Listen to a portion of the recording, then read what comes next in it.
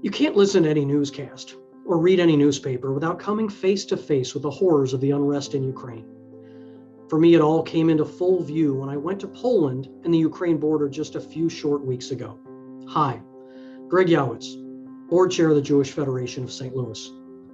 What an experience I had on that trip, seeing firsthand how your donations were being invested for people just like us who were displaced by war. I want to share a couple of stories. Lubia is a 55-year-old banker who fled with nothing more than a small carry-on bag. Upon making her way to the border in Medica, she was met by representatives of JDC and Jaffe, who transported her to a refugee hotel in Lublin, which is also the site of a famous yeshiva. She told us that until then, she had only worn casual clothes at the gym, and now she was getting used to life in jeans and sweatpants, which were provided to her along with a safe place to sleep and food, because you joined others in our Jewish community to help.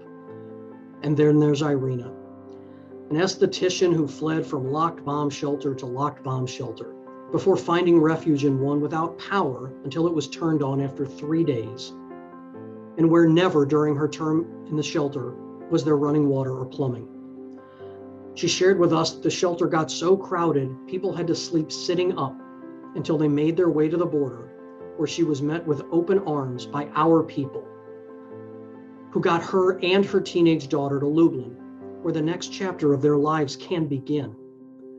What made this trip so emotionally challenging for me was realizing that these people are just like us. Whether Lubia, Irina, or the retired mathematics professor who fled the fighting with his wife and made their way to the border. They would not be safe if not for people like you who cared enough to help make a difference. I am filled with pride to let you know that we have reached a number of significant milestones, and those milestones were only reached because of you.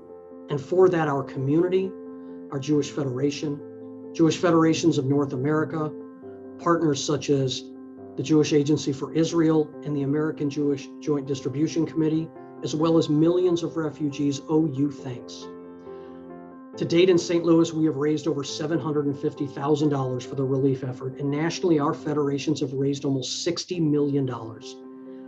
Because of your support of the vital local, national, and international systems like Federation, our Jewish community was able to respond immediately to the crisis brought about by Russia in Ukraine and its neighboring countries, where the refugees have fled. As I saw in Medica, the first thing refugees see when they cross the border is a tent with a large Star of David, something that filled me with immense pride. We as a people act when called upon, and I cannot thank you enough for choosing to act by supporting our work. Jewish Federation in St. Louis has been around for 120 years.